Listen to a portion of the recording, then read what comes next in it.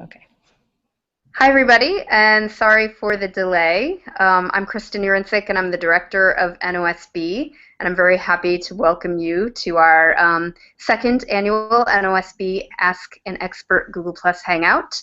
This is an opportunity we're able to provide again this year as a result of our recent fundraising campaign. So a big thank you to those of you online who contributed. The purpose of the Hangout is to give NOSB students and educators an opportunity to ask their questions of our experts on topics related to the 2016 theme, which, as you know, is our Changing Ocean, Science for Strong Coastal Communities. The theme explores all topics related to coastal resilience. We're pleased to partner with researchers at the University of North Carolina Institute of Marine Science, our 2016 National Finals host, and Duke University Marine Lab on this opportunity. Both of these labs are situated along the North Carolina coast, and therefore the researchers at these institutions see firsthand how their coast is vulnerable to storm impacts, changing sea level, development, and pollution. And they all agree that informed citizens and future leaders, like NOSB students, can help lead our nation to long-term solutions for the protection, restoration, and economic stability of our coasts. So tonight we hope to have three experts. Somebody is having trouble. Dr. Grant Murray from Duke is having trouble logging on. For now, we do have Drs. Joel Fadri and Antonio Rodriguez from UNC. They're here to answer your questions, clarify things that you've read and don't quite understand, or simply just want more information about related to this year's theme. I'll let the experts introduce themselves, but first, a few logistical points on how to get your questions to us. I see some of you have already caught on. We have some questions lined up. But the easiest way is through your Gmail account. Make sure you're logged into Google+, and on the right-hand side of the screen, you'll see a Q&A box that you'll use to ask your questions. If you're watching from a mobile device, unfortunately, even if you are logged into Google, you won't be able to submit a question. If you do not have a Gmail or Google account at all, then we recommend you view the Hangout through YouTube. You can get that link. We've provided it on the front page of the NOSB website, www.nosb.org, and when you're on the YouTube site, you can ask your questions as YouTube comments. So we'll be monitoring both sites, and we'll make sure that all questions get addressed. So this is the second annual Ask an Expert Hangout, and we're very interested in getting your feedback on whether you found it useful, as well as other opportunities you'd like to see in the future that will help you better prepare for competition. Please send feedback to nosb@oceanleadership.org. And with that, I'm going to thank our experts in advance and turn it over to them to introduce themselves. We'll start with Dr. Fadri. Thanks. Hello, everybody. My name is Joel, and I'm a fisheries ecologist, fisheries oceanographer. I did my graduate work on the West Coast, did a postdoc on the Gulf Coast, and have been a faculty member here for about 6 years. And our lab studies multiple aspects of estuarine ecosystems with a focus on the fish, but also the habitats. We have been involved in looking at how climate change affects fishes and fish communities. We've been involved in looking at how habitat change, either habitat loss or habitat restoration, affects fish communities.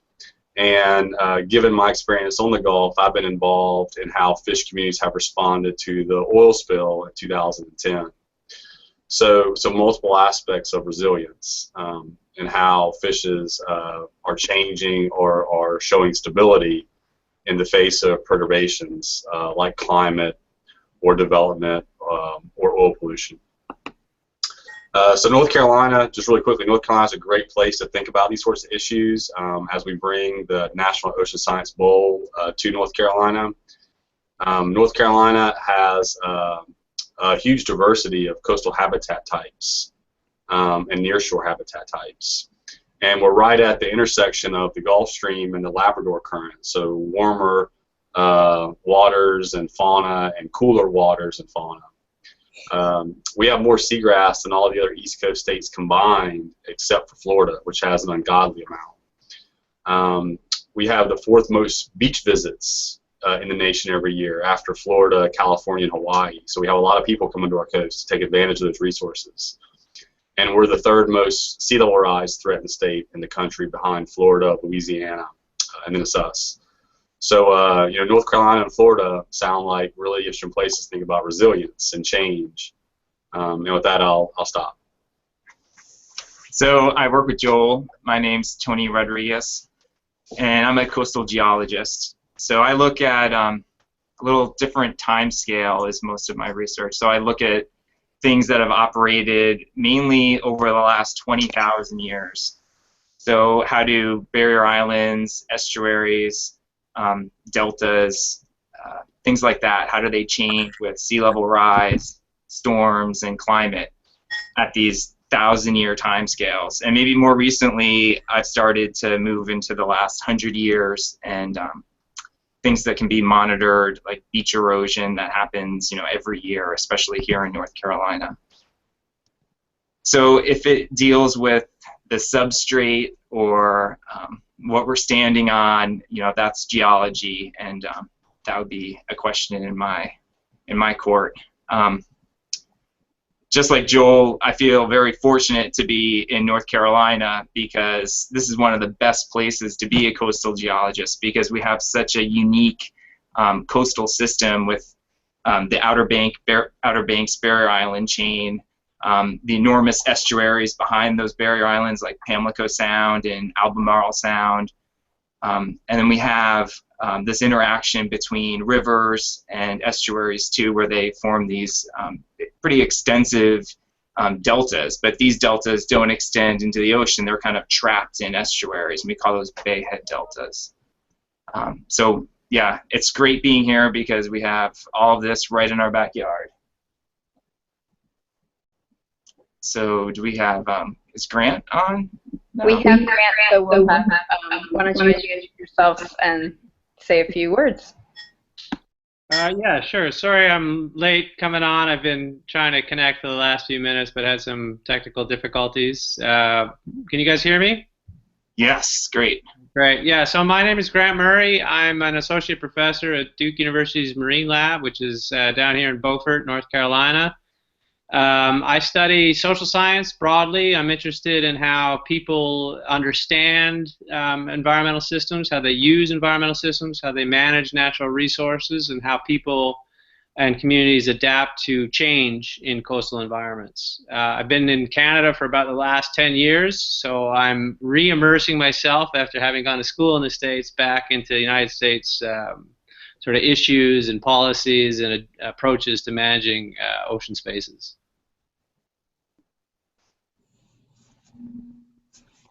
Is there anything else that you want me to add? Any other details that would be useful? No, I think we'll just start with questions, and I think Melissa is going to read those. Melissa, are you ready? Yep, I am. So I just want to note, it seems like everyone's been having a little bit of trouble getting on. I see that we have 7 viewers. I'm hoping that you guys will all type in all your questions. We have 2 so far, and they each got some plus up, so I guess kids are really interested in these topics. So the first one that we got was asking what websites would be most useful to study marine policy, and I'll add to that, since the theme is related to coastal resilience, what websites or sources do you think would be most useful to them to study that topic? Are you asking me or sort of generally? That can be anyone, any one of the 3 of you. Well, I could take a quick first stab at that. The government, the federal government contains a lot of information, or has a lot of information about marine policy generally. So NOAA, the National Oceanic and Atmospheric Administration, NOAA, has quite a bit of information on a bunch of different websites about policies that they have, policies that they work within, and that they explain to the public in often pretty useful ways. So I would start there at the federal level, the NOAA.gov. There's also various state websites that explain some of the prominent policies for their states and that explain how those policies work. So I think I would start with the government sources for information about that. And I would just add onto that, agreeing with that, adding on, the Pew Foundation has a website that's very useful. You get to the main page and there's different links for fisheries or climate, and you can sort of drill down into that. And then this may be a step too far, but Science is kind of the leading magazine that we all try to publish in, and they often have policy forums, which are shortish essays about some pressing topic. And if you go to the website and sort of search for a topic, you might see the titles. Now, whether you have access to the actual papers is questionable. You may have to pay, or you may be able to find a link to a free site online somewhere where someone has posted the article. But Science Magazine has policy forum articles that usually are sort of current event type things. Mm-hmm. And you just maybe think of something else. Another good source would be the White House has a web page as well, and the Obama administration just went through developing a national ocean policy. And in addition to the actual policy, a statement of that policy, they have a lot of information about previous commission work and previous government work that went into understanding where we've been in terms of ocean policy, sort of the history of ocean policy, and the reasons that they've developed this new policy. So whitehouse.gov is another good website for that. Okay, the second question that came in, and this one would be for you, Grant. They were asking what were some of the useful topics to study under the broad umbrella of marine social sciences. And again, I would say this in the topic of coastal resiliency. So they're asking for websites or topics? Topics. Topics. Yeah, so I mean, there's marine social sciences is actually a number of different disciplines. So that's maybe the first place I'd start is to think about the different academic disciplines that are lumped together under social sciences. And one of the big divisions is between economics, which is almost a branch up to itself that deals with some of the economic considerations associated with fishing or coastal resource use and management. There's different sort of angles that economists take, but economics is a big sort of umbrella term for a large branch of social science. Another one I would point to is sort of the anthropology or maritime history topic, understanding how and why coastal cultures exist, how they function, what people consider to be important. And there's listservs and websites that are managed by both of those different kinds of disciplines. So I would start by thinking about economics and then anthropology or even sociology and their takes on marine topics and social science. Within that, I would think about the cost and benefits approach. I would think about bioeconomic modeling is a big one if you're thinking about fisheries, maritime culture I've already mentioned, and kind of go on from there.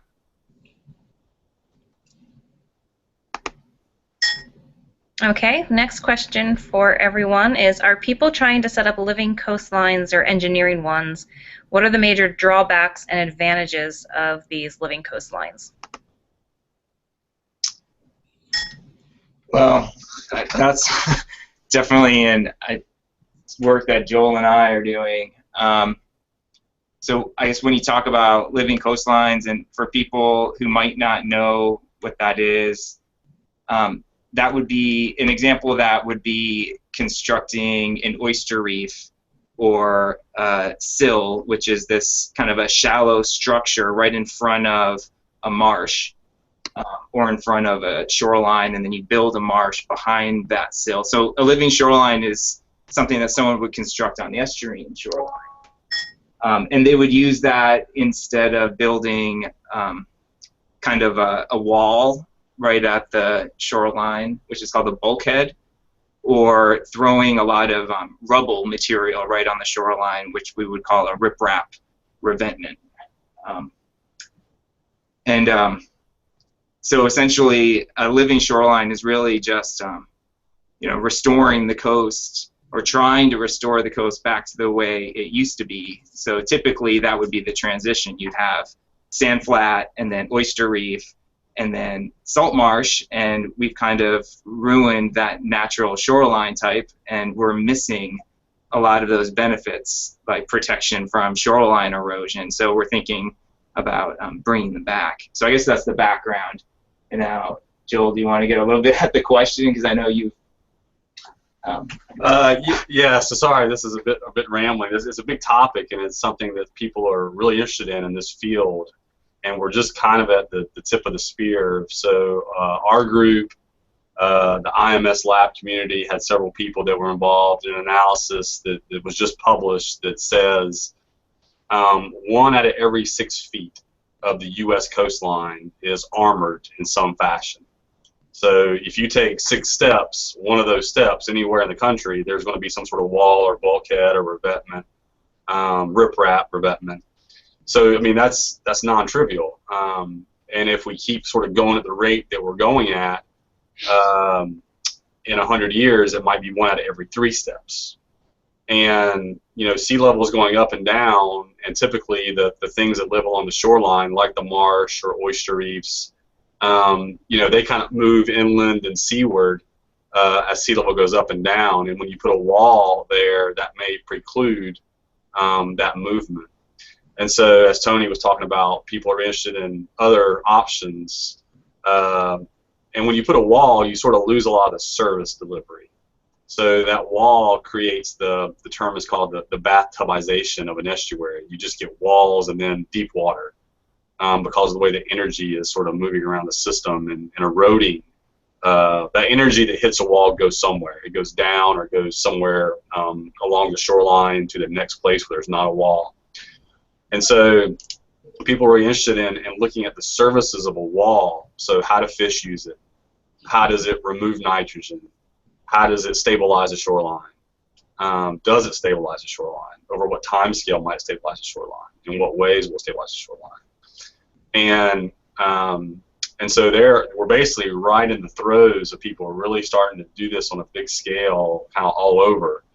You know, globally in the U.S., I mean, there might be 30 or 40 studies, which is not a lot. You know, so that's like 1 per coastal state. So we don't really understand how much we get from a living shoreline approach versus a bulkhead approach. Grant had mentioned this, and so it's worth noting. So in the national sort of ocean policy, this idea of living shorelines, and it makes an appearance as part of that policy. So there's a lot of interest in it, and we're starting to understand that living shorelines are probably more functional than a wall.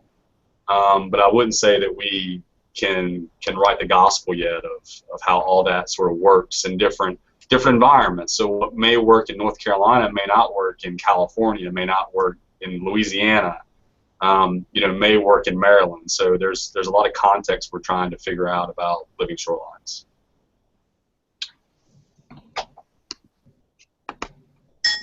Okay, next question. What changes in policy would you like to see compensate or adapt for climate change?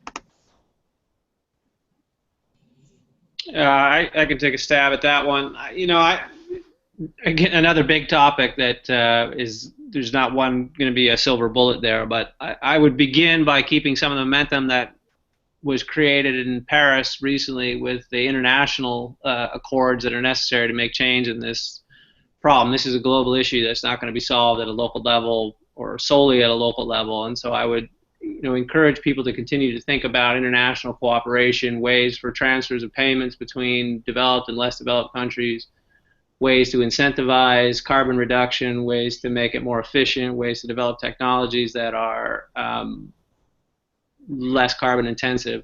And I think those international frameworks are really the only ways to go about doing that. And I think Paris had some success in that, and I would encourage the international community to keep doing that.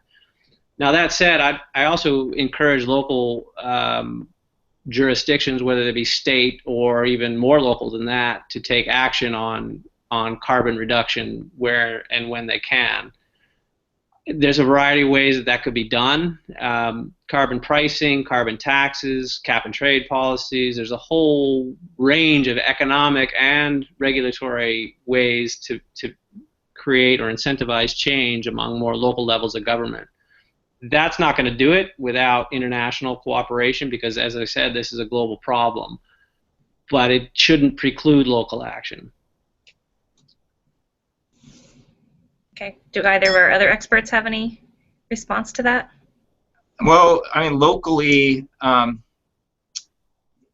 think maybe we need to revisit some of our setback rules and how close people should be able to construct large buildings like hospitals or schools adjacent to shorelines. Mm-hmm.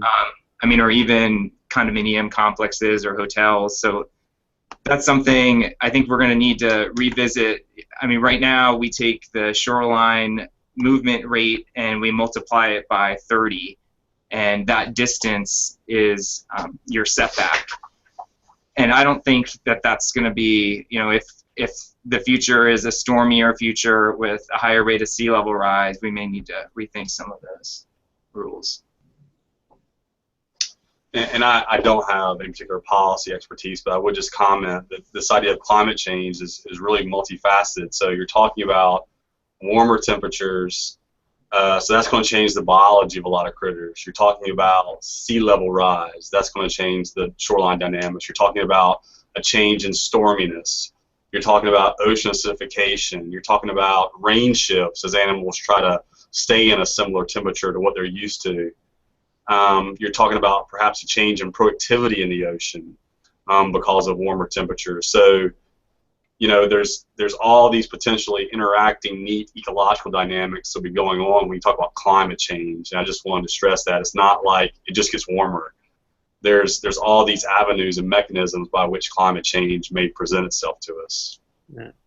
I might just make one final comment. Your guys' responses made me think of it. That, you know, the question actually asks about compensation and adaptation to climate change, which is a good way of asking the question. I think we've moved beyond asking questions about how to prevent it or how to make sure it's not happening to questions about, okay, now it's happening, what are we going to do about it?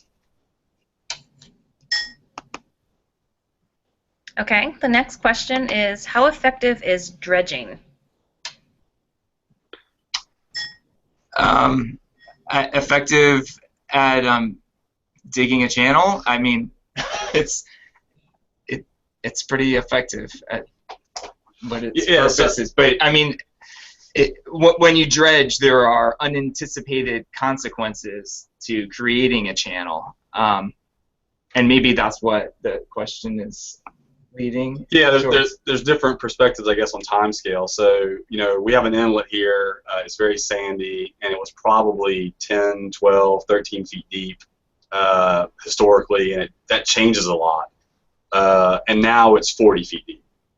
So in that regard, the dredging was pretty bloody effective. It did what it was supposed to do. However, yeah, as a result, yeah, we lost the ebb tidal delta. Yeah, and there's more salt water that makes it into the estuary, and that salt really changes the ecosystem, and they have to maintain that. They've got to go out every 3 to 4 years, it seems like, and re-dredge, because, you know, gravity sort of takes over at some point, and the sand wants to fill in that hole. But so it definitely is effective in changing the ecosystem, and it's effective in that there will reliably be a shipping channel here as long as they dredge, but it requires continued maintenance, and that's a cost, and society may deem it's worth the cost, or they may not.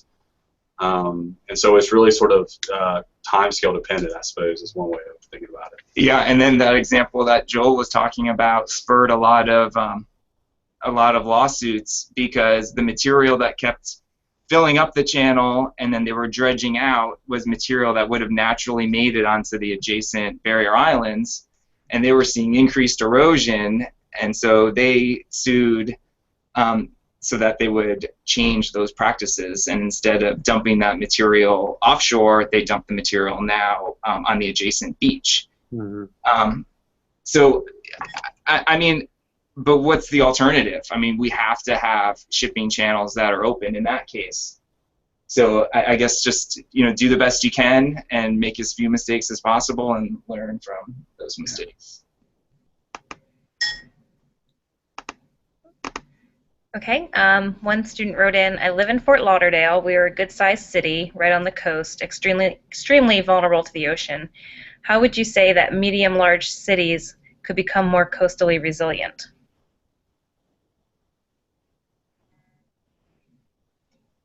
I think, yeah, that could be a multifaceted question. So in terms of like the citizens being more resilient, and are they going to be able to bounce back after a storm?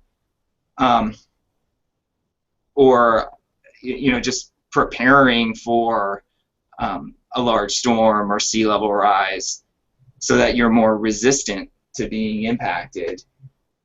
I mean, some of the things you can do, I guess I can answer the geological part of that is preserve your dune line, at least in the short term, because that's your first defense from large storms and sea level rise.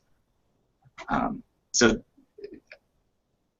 on a beach, you have the area where you recreate, and hopefully that's not in the dunes, so that's seaward of the dunes. And then you have this grassy area that's high elevation, and that's your dune line. And so you want to make sure that people aren't driving on the dunes, aren't walking on the dunes, that you preserve that dune grass and that ability to maintain elevation, and that'll help Fort Lauderdale with inundation problems during large storms and even sea level rise. The other thing would be if you could maybe limit development on the shoreline, because you really want to let that high elevation dune line in the shore migrate landward to some extent, because if you don't, so for example, if you keep artificially high dunes and you try and hold your shoreline, and over the next 30 years sea level keeps rising, and you start tuning your area so that it's more vulnerable to have some large catastrophic event in the future. And I think that's what we want to avoid. At least I would. I'd rather have multiple small perturbances to the system than one major catastrophe. So what do you think, Grant? Well, no, I think that's right. I mean, one of the interesting things that, to me, is what we mean by resilient. I mean, one definition is what you were talking about there, Tony, where you bounce back to some state that you were in beforehand, and resiliency is a measure of how effectively and how well you do that. Can you absorb a shock and come back to the place as you were? On the sort of social side of things, we talk a lot about also thinking of resiliency as the capacity to change and to adapt, so that you may not go back to the same system that you were in, but you can take a shock, you take a hit, and you don't go back to where you were, but you reorganize in a way that's positive, that's minimizing the negative and maximizing the positive for as many people as possible. So then you're talking about adaptation, you're talking about funding for new initiatives, you're talking about thinking about alternatives, like, for example, new setback rules or new zoning restrictions on land use, so that you enable people to change in the face of a pressure that they're facing. So not much more of a specific answer, but I think something to think about is what we mean by resilient. Does it mean just coming back to where we were, or enabling action amongst people to take positive change? Okay, another student has asked, while studying, we've learned a lot about the wide range of human threats to coastlines. Based on your experience and research, what is the largest threat to coasts in the U.S., and what are the most popular and effective solutions?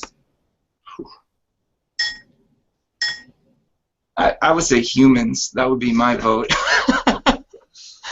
But I mean, I don't think we have any really good solutions to the human problems. We can maybe do things a little bit more thoughtfully. But I mean, even you think about Louisiana and all the problems that they've had with recent hurricanes, and I don't know, they're losing how many football fields a year?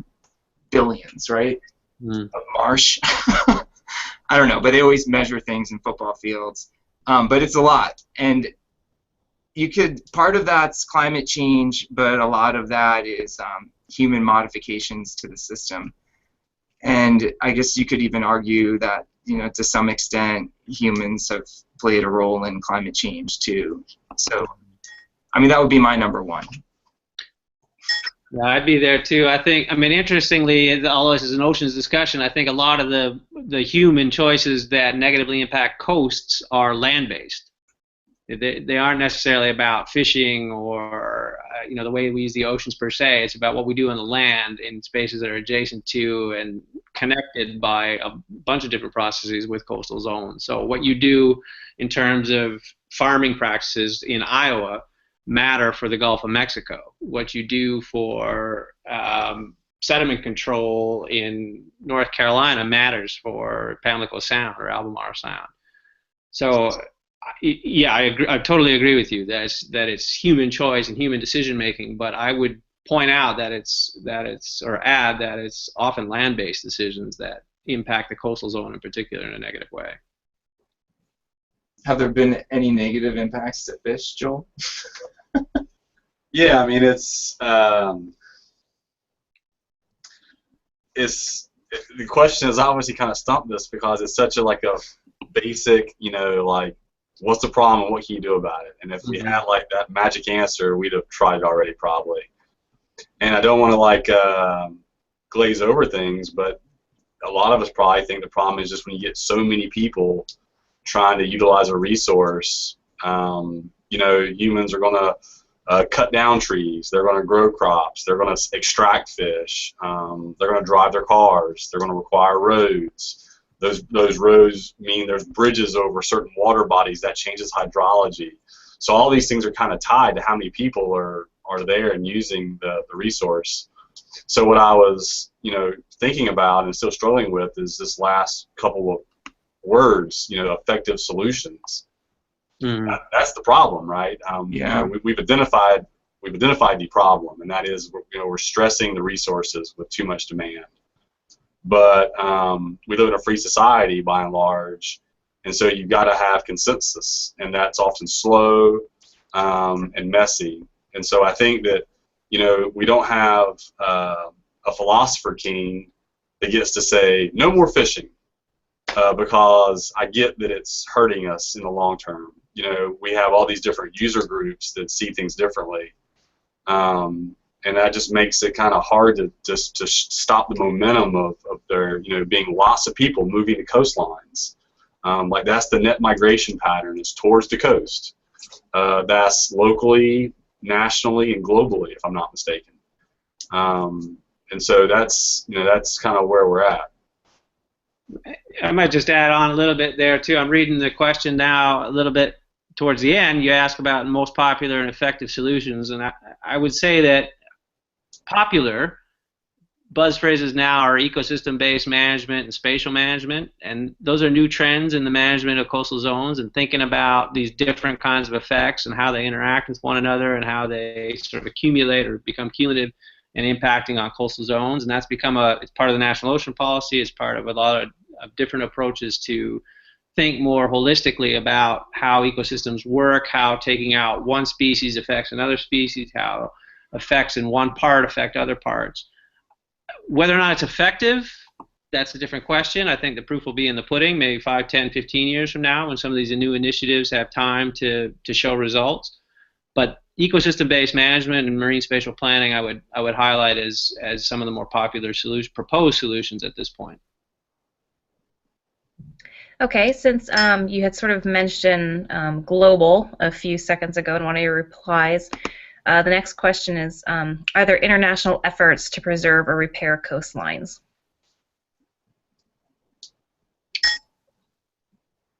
I don't know.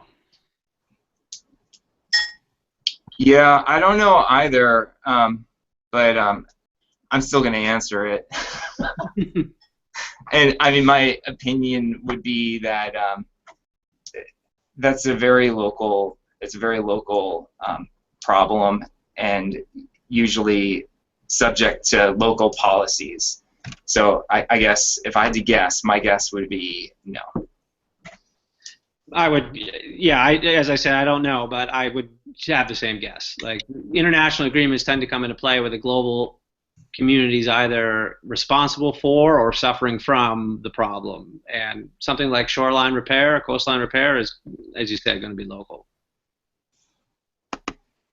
Okay, you also mentioned fisheries a little earlier, so this question was asking if, is otolith marking used in fishery management on the eastern seaboard? That's a question for Tony. What's an otolith? Yeah. Okay, so the answer is demonstrably yes. So for those who are uninitiated, otolith means ear stone, otolith, and all bony fishes have this structure inside them, and it works for the fish in balance and to some degree hearing. They use it for balance primarily. We as scientists use it because it's like a little flight data recorder. And it records things like the fish's age and growth rates. It has rings like a tree. So the more rings, the older the fish is, the wider the rings are spaced apart, the faster the fish probably grew. And it is a foundational tool in fisheries management and fisheries ecology, because the ocean is mysterious, and that allures us, but it also makes things difficult. So when you look out on the water, you can't see a fish, unlike a tree. And if you tag a fish and you come back the next day, the fish is gone. You don't know if it died or if it grew or if it moved on to greener pastures or moved on somewhere that was not as good of habitat. So we're always looking for ways to recover that information, because if you catch a fish, it doesn't speak to us. We're looking for ways to infer about past pattern and process. And so the otoliths are very key in that. And they're used all along the East Coast, the Gulf Coast, the West Coast, the South American coast, the European coast, the Australian coast. I mean, they are as essential a tool in fisheries as I could probably come up with. So you can get the age of the fish, you can get the growth rate of the fish, and then something that our lab does, because what a lot of us do is, we're sort of detectives. Like, we're trying to solve some case. We want to know why an island is eroding, or we want to know why there's fewer fish than there used to be. And so we're designing tests that we think can really rigorously arbitrate that it is this factor but not that factor. Like, that's the game that we play. And so we're looking to use any advantage that we can. And one recent development in the field of otoliths is that we can use the chemistry in an otolith to figure out where a fish has been. So, for instance, if we want to know if a fish has moved from fresh water to salt water and back again, we can look at an otolith at different rings and look at strontium. And the concentration of strontium might tell us that that fish was in fresh water. Strontium would be low in the otolith. And then into salt water, strontium would be high. And then back into fresh water, strontium would be low again. And there's a whole suite of markers. There's strontium, barium. For different applications, you might use magnesium, manganese, lead, copper. If you want to know if a fish contacted oil after the oil spill, you might use nickel and vanadium, because those are two elements that are pretty elevated in oil. And so otoliths are extremely key. There are libraries of papers published based on otoliths that you could build. Okay. One question came in. I went ahead and did some of the research for you, because you guys are going to really shock me if you know. How long is the coast of Britain? 19,421 miles. I think it should be in a different unit, like maybe chains or something. Yeah, rods. Grant, were you guessing? I Googled it too while I saw it. Oh, okay. Great. Okay. Another question is, could you discuss how depositional and erosional coastlines differ in their susceptibility to human-caused coastal damage? Or in other words, how is the erosional Pacific coast affected differently than the depositional Atlantic and Gulf coast? Okay. So I guess I wouldn't generalize the Atlantic and Gulf Coast as being entirely depositional. I guess if I were to, I would call one an active margin and the other one a passive margin, because that's dominantly, those are the biggest differences. So on the Pacific margin, we have mountains that come right up to the seashore, and on the Atlantic margin, we have this, and Gulf margin, we have this really flat coastal plain and very low topography up until the shoreline. So, I mean, with that said, there's a lot more topography. So I'm looking at the question again. There's a lot more topography on the Pacific coast. So you might think with sea level rise, that might be a less vulnerable coastline, assuming that we haven't constructed houses, really right on that shoreline edge or buildings there.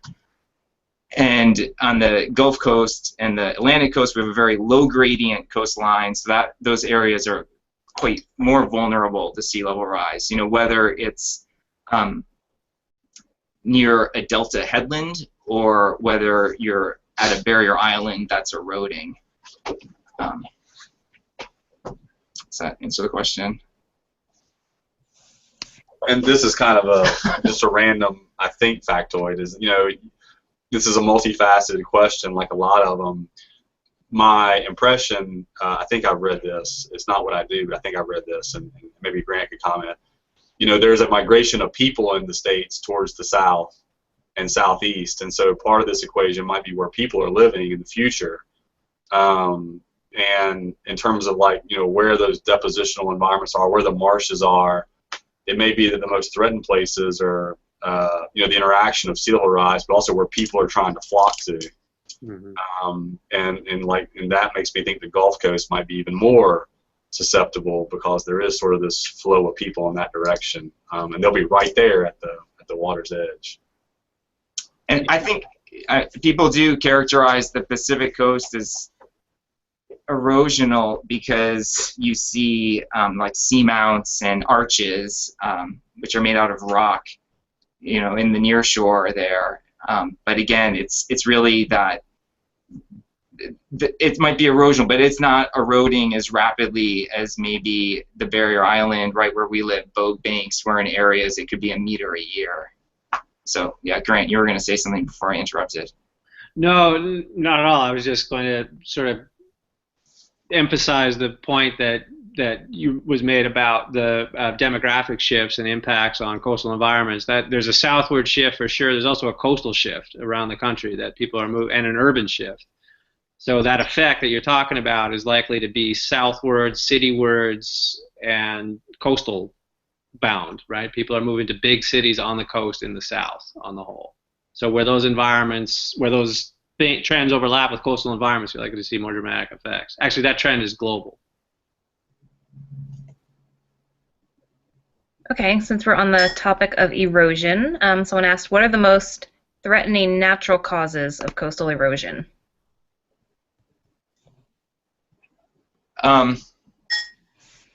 Waves, without a doubt. So waves drive erosion more than anything else. And so what we experience during storms, the waves are larger, and with higher water levels, with storm surge, those waves are impacting areas where they don't normally impact. And so that's why we see such enormous change during storms. It's mainly because of waves. So I would, that's the most threatening natural cause of coastal erosion. Okay, back to fisheries. The question is, if maximum profit is reached at the maximum economic yield, why are fisheries ever fished above this point? Yes, I'll take a stab. The answer is because the idea of maximum sustainable yield puts you right on a razor's edge. So conceptually, it's a very sound principle. There is some number that you can extract from a population, and it be the largest number possible, and that be there every year to grab. You're living off the interest, so to speak, and you're not touching the principle, to use banking terms. So the principle stays, and you extract the interest. That concept is incredibly rigorous on paper. In practice, it depends on a lot of variables that we don't have very good numbers for. Things like, what's the carrying capacity of a system for a fish? Well, that's a very hard thing to figure out. It's a simple term, what's the carrying capacity? But in nature, we don't know that really. What's the carrying capacity of this planet for humans? That's probably the most well-studied species on the planet, and we don't know what the carrying capacity is. What's the population growth rate? That's actually pretty hard to calculate, and you don't want to presume that it's stable through time. Neither of those factors, carrying capacity or growth rate, they're always changing because the environment changes. And so, people are drawn, personally, I'm drawn to this idea of maximum sustainable yield because it's not arbitrary. It's biologically based. The problem is parameterizing it, and there's a lot of uncertainty in science and in taking measurements in the ocean, and that uncertainty, while it has often been of paramount concern for scientists, for fishermen, they are very certain that if you stop them from fishing, they are going to lose their house, or they're not going to send their kids to college. And so we deal with uncertainty, and we take that, or a group may take that to a debate about how to fish. There are other opinions as well, other important opinions about the cultural significance of having a fishing industry or a fishing community. And so that's how we can get over those tipping points. And then once you're over that tipping point, it can accelerate, and you can get out of balance really, really fast. Yeah, I think that's a great answer. I think scientific uncertainty is at the core of it. I might add that we don't always have management measures in place to control effort. So you might know what MEY or MSY, the maximum sustainable economic yields, would be, even with the scientific uncertainty, but you might not have the capacity to control the amount of effort in that system. So either your government doesn't have the resources to do that, or in the United States, they may not have prioritized that fishery in the past, so that we don't have the rules and regulations in place to control it. And where there's a profit to be made, people are going to enter that fishery. It doesn't matter if it's the maximum fishery for the aggregate, for the total fishery, for every individual involved. If an individual does not have a control on their entry into that fishery and chooses to do so, and is able to do so, they can still enter that fishery, even though collectively that doesn't make sense. So, to sort of sum that up, I guess I'd just add the point that there's a difference between what's rational or smart to do as a group and what an individual will choose to do under the same circumstances. And also that we need the management measures in place in order to make policies like MEY a reality. Okay, staying on fisheries, the next question was, how do fisheries affect ocean color? Well, I don't have a great answer for that. One thing that comes to mind, I'll try to be brief, is that there is an idea that historically we fish the big things. We like to catch the big tuna, big grouper, et cetera, and as you fish out those big things, that has an effect on the lower trophic levels. And so there is a sort of a whole subdiscipline in both terrestrial but also certainly marine ecology that thinks about trophic cascades, these cascading impacts of extracting at a certain trophic level, like a high trophic level, and how that impacts lower levels.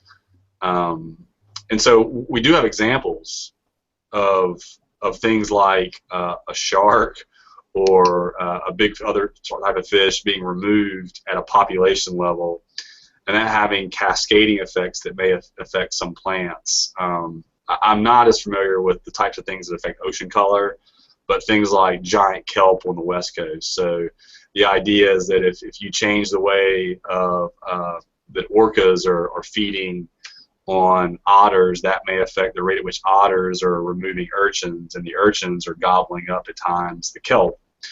And so there can be these effects that propagate down. In terms of the color, I'd have to... Well, another example for color would be oysters or bivalve, filter-feeding bivalves in estuaries. So, you know, they help clear the water from, you know, suspended sediments, and that would change the color of the oceans. If we didn't have those bivalves in the estuaries, all of that suspended sediments would go out into the oceans. Yeah, that's a great point. So there is a ballpark calculation, maybe a very good one, but a calculation that oysters used to filter the entire water column, the Chesapeake, once every 3 days, I think, is kind of the figure. So, you know, every drop of water passed through an oyster on the third day historically, and as of removing the oysters, now it's like once a year. And so, yeah, there's potential for more buildup of nutrients and phytoplanktons and sediments. So, good example. Okay. We've got one more question here in the lineup, so if anyone else has something they want to ask, make sure you start typing them in. This question was asking if there was any realistic way to reduce the amount of microplastics in the coastal ocean. I don't think there's a way to reduce the current amount, but we could definitely reduce the trajectory of the increase in microplastics by not putting larger plastics that break down into the microplastics into the oceans. Just add that, you know, one of the few actions that the current Congress has actually taken has been about microplastics. They did enacted a ban on a form of microplastics, the microbeads that are found in cosmetics, and very few bills have been able to get through this most recent Congress because of some of the polarization in the government. But that issue actually attracted enough attention and generated enough concern that it was pushed through both the House and the Senate just within the last month or so. Okay, what human factors and natural factors affect coastal ecosystems, not including wave action and the tides?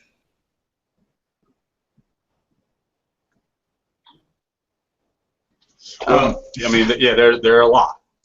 So right now, you know, we appear to be cycling through an El Nino, and that's going to affect the coastal ocean, certainly in some parts of the world, and even here, like we're experiencing a fairly warm winter that has both a human aspect probably, and it has this sort of natural climate cycle aspect.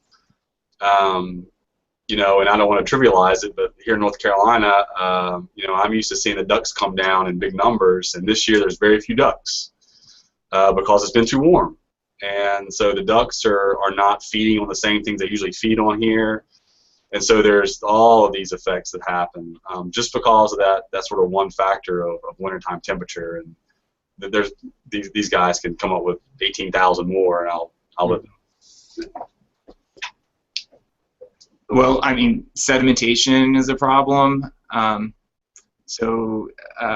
You know, decreasing runoff into the oceans or into the estuaries and ultimately into the oceans, and then changing water chemistry is a problem. You know, nitrogen, and so people put fertilizers on their fields, just like Grant was saying earlier, and that material gets into ocean basins and causes blooms, which decrease oxygen and kill fish.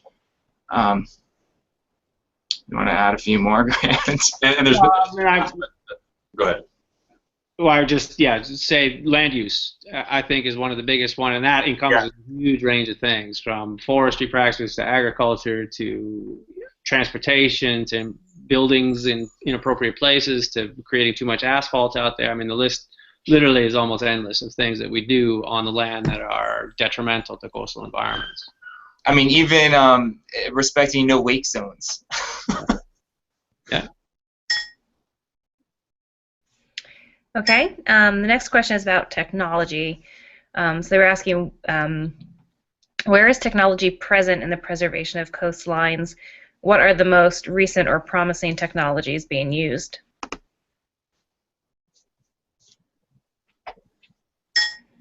Well, I mean, just like all the other sciences, as computers advance and our technology advances, so do our sensing capabilities. So, in the news, one growth area is in aerial vehicles that are unmanned. Mm-hmm. And so I think that's, the ability to view coastal areas from above at any time you want inexpensively. That's a big technological advance that we're beginning to utilize. A lot of new sensors are out there. I use a lot of LiDAR, terrestrial LiDAR techniques, or these high-resolution methods of imaging the seafloor and the surface of the planet, where you can resolve things on the scale of footprints in the sand. Joel uses technology in tracking fish. Yeah. And there's a general sort of miniaturization of all these gears, which increases the applicability of them. So at some point we'll be tracking larvae, in the future. Right now the tags are too big to put on a larvae, but that's coming. I sometimes feel like technology, at least in my field, that technology has surpassed our knowledge. And some of our questions are at a level, and some of the biggest questions in the field are at a level that the technology is too far advanced to solve. So we're we can solve it with a hammer, and we have jackhammers at our disposal. Okay, this is sort of a timely question. What are some of the major effects of this year's El Nino? What effects have they had on the North American climate and coastal systems? Well, one might be, people argue about this correlation is we kind of came through unscathed in terms of hurricane activity this past fall. So even though climate's getting warmer, and there's a lot of data that suggests that warmer means more energy, more storminess. In general, El Ninos have been correlated with low hurricane activity reaching the coastline. And that seems to have played out this past year. So on the Pacific side, it's not hurricane. So the Pacific, we've been a pretty quiet state, and the Pacific side has been getting hammered with storms. And that's the way it typically plays out. Yeah. And their water level goes up. Yeah. Okay, well that was our last question in the queue, so I would just say if anyone else has any final questions, to get them in now. I will note, just for everyone who's watching, that on our YouTube page, if you just search for the NOSB on YouTube, we had 3 webinar series presentations by some of these great experts we have here tonight and a few others, so make sure you also watch those as you get ready for your regional competitions. They were also on our theme of coastal resilience. Okay, a question came in saying you mentioned the importance of oysters in coastal environments. What are the most important organisms that affect coastal regions? I would say oysters is one of them. Seagrass is another. Yeah, you have these different foundation species. So salt marsh, seagrass, mangroves, coral reefs, oyster reefs. Those are really important foundation species. They create this canvas of habitat that increases diversity, increases trophic transfer.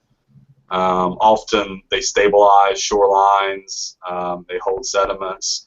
They bury carbon naturally for us. They help remove nitrogen, excess nitrogen naturally for us. You know, we pay for wastewater treatment plants. These habitats do it for free, in effect. So those are really, really, really important. You know, you've got to have the plants as kind of the base of the food chain. That can be these sort of large plants like marsh, or it can be the phytoplanktons, the microscopic plants that are throughout the ocean. They're clearly key. And then another group are sort of ecosystem engineers. So foundation species create habitats, engineers modify those habitats. You know, a classic example is a beaver. You know, it really changes the habitat of a river system because it builds things. And we have burrowers, I mean rays. You know, every spot of the sediment in an estuary is going to be touched by a ray, fed upon by a ray, disturbed by a ray 3 or 4 times a year. And so they're constantly changing the dynamics of that system. And there's a whole suite of engineers. In marshes, there's fiddler crabs that create burrows, and that changes oxygen penetration, which helps the plants. So foundation species, ecosystem engineers, the base of your food chain, they all play critical roles. Okay, one student was saying that perhaps they were hearing you wrong, but are you saying phytoplankters instead of phytoplankton, and if so, why? It's just a quirk of the terminology using. Phytoplankton is a perfectly appropriate term. It's more often used, and I meant them synonymously. Okay. The last question we have, you guys may be able to answer, may not. They're asking, just out of curiosity, what would you consider the best way to study for the National Ocean Sciences Bowl? I don't know how much our experts have had experience with the bowl, so if any of you do have any thoughts, let us know. Otherwise, I can jump in. I think you should jump in. Yeah. Okay. So this is Melissa from the National Office. I would suggest if you go to our website, which is just nosb.org, there is a tab called Learn on our website, and we have a general resources guide which points to websites and books and other resources that you can use to study different topics. We have a 2016 study resources guide, which is geared towards our theme each year. So obviously this year's resources are going to be towards coastal resilience.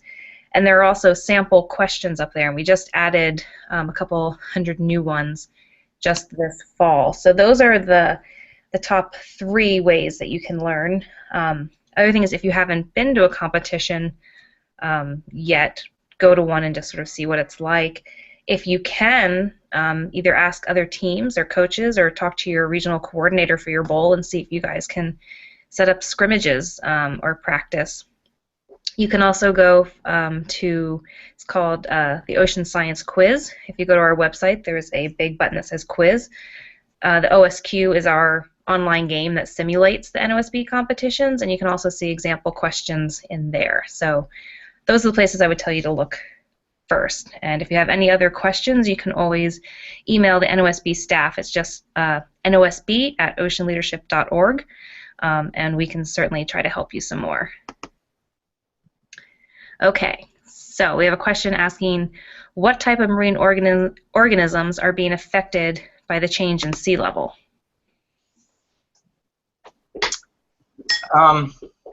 Well, one that we study a lot here at the labs would be oysters. So when sea level rise or the rate increases, the rate of oyster reef growth increases right along with it. So that's probably an easy example. And another one that's very similar would be salt marsh. So again, salt marsh grows at about the rate of sea level rise. However, with salt marsh, there's this threshold where sea level rise can outpace salt marsh accretion, and then that's what we're kind of worried about, and there's a lot of studies. So what is that threshold? Because we don't want to lose all of our salt marshes with sea level rise. With our work with oyster reefs, we don't think there is a threshold. So our work shows that oyster reefs can keep up with any rate of sea level rise. They grow extremely rapidly. So I guess in a more general sense, intertidal organisms. Okay, another question. What has been changing for birds and their migrations in coastal regions?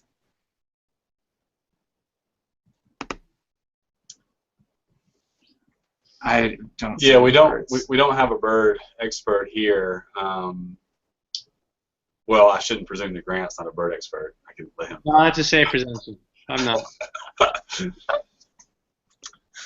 I mean, birds aren't harvested in the same way fishes are, but the birds often depend upon the fish, and so if the resources are changing for them, that can affect where you find birds.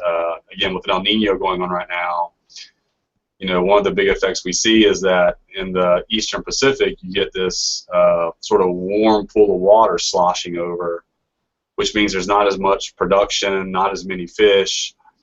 The animals that really take it on the chin are the marine mammals and the marine birds, and they're sort of catastrophic die-offs of those animals. And then just sort of in a very broad sense, from first principles, as it warms, lots of animals are either moving poleward or they're moving across elevation or depths because they're used to a certain temperature and they're going to try to stay in that temperature regime. And so you do tend to see lots of animals, fishes, plants, birds, all kind of just shifting poleward. Yeah. Okay. We are getting, sorry, I don't know why there's some feedback there. We're getting up to the hour mark that we've been live, so I'm going to read this last question, but if anyone, we'll go for like 2 more. If anyone else gets 2 more questions, then we'll go for that, and then end. This last question is, how badly can red tides and the like affect coastal ecosystems? Well, they can have a big impact. So in 1989, North Carolina experienced a red tide that was significant, and it shut down the clam fishery, the scallop fishery, the oyster fishery in the state, and actually led to the large-scale die-offs of scallops, bay scallops, estuarine scallops, not the sea scallops that you may be more familiar with. And there are some people that would tell you the scallop has never recovered in this state from that. The numbers went so low that the population has never recovered. In other places, red tides, and some red tides are pretty innocuous. So when I was on the West Coast, we would get these red tides that came into San Diego. And, I mean, the water was red as you could imagine. And there were very few negative impacts that lasted. In other places, just having a red tide or a brown tide changes water clarity, and that might lead to die-off of seagrass or die-off of other sort of macrophytes. So it's sort of dependent upon the species. Like, not all red tides have the same dinoflagellate oftentimes that's blooming in such numbers. But sometimes the dinoflagellates can be toxic for other members of the ecosystem, as in the case of the bay scallop. And then just a general change in water quality and clarity can also have impacts on the benthos, be it plants or other animals.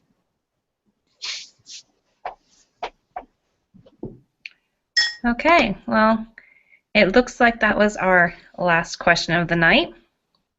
So I don't see anything else coming in. Want to thank everyone for participating tonight, all the students who asked us your questions. I hope that you found that the answers will help you in your last-minute preparations for the competitions, which start in just a few weeks. And I'd like to say thank you to all of our experts tonight who helped us answer the questions.